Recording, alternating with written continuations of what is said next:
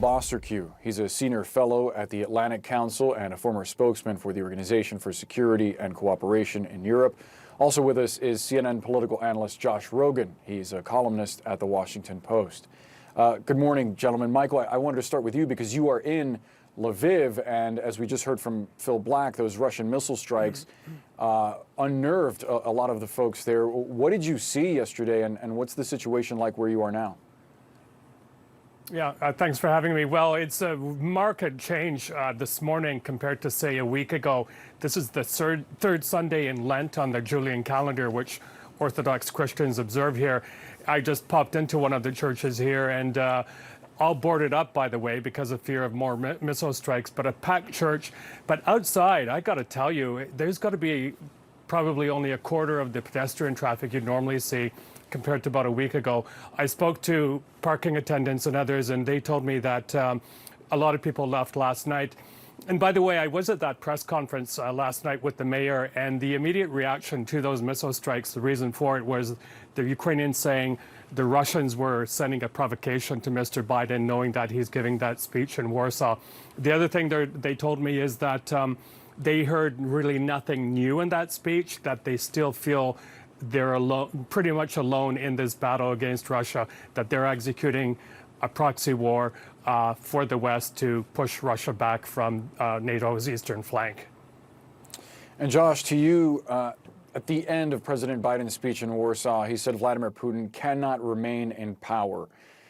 The White House tried to walk that back, but I think the Russians certainly heard it a certain way. What did you make of that comment from the president? Right. Well, it would be one thing if the president of the United States intentionally called for Putin to leave power. It'd be another thing if he accidentally did it.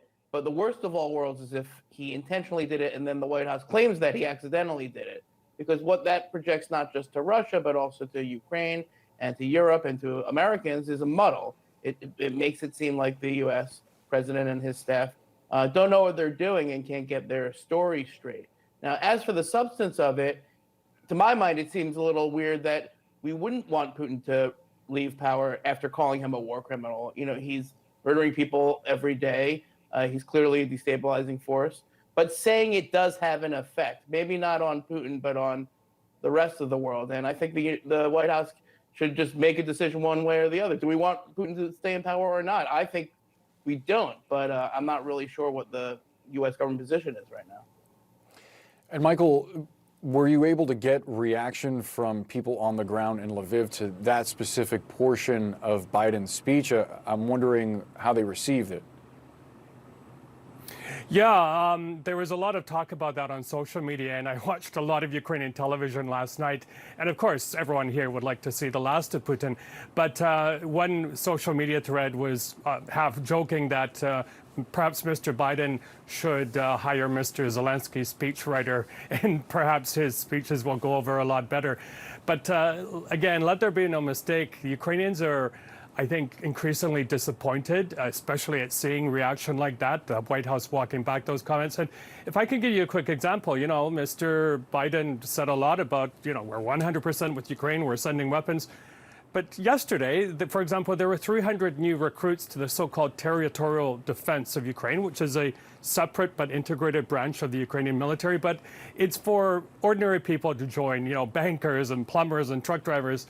They went to the front line with automatic weapons, but with no body armor, no helmets. So it leads you to wonder what is going on in terms of those supply chains. There must be a much more robust response on the ground as well as in the air to protect what happened yesterday.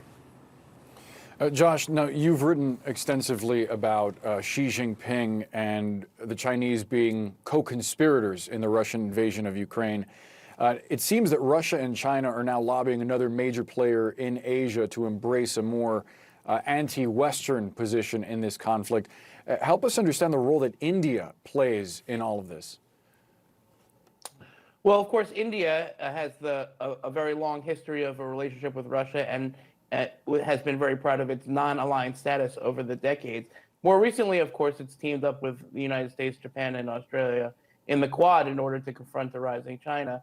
What Russia is doing is very simple. They're trying to keep India out of it. They're trying to keep them on the sidelines, despite the fact that India is the world's largest democracy and naturally should be against attacking democracies. And I think that's a worthwhile effort for the Russians to do and a worthwhile effort for the U.S. and its allies to oppose. So, the alliances are changing fast these days. And we don't know what the world order is going to look like whenever this thing ends. And I think countries like India and Saudi Arabia and Israel and Turkey all have a choice to make. And that is, what side of history do they want to be on? So if any of Indian leaders are listening to this broadcast right now, I would say side with the democracy, side with freedom, side against mass murder and war crimes. I think that's the right side of history. But I think the Indian government and the people have to make their own choice.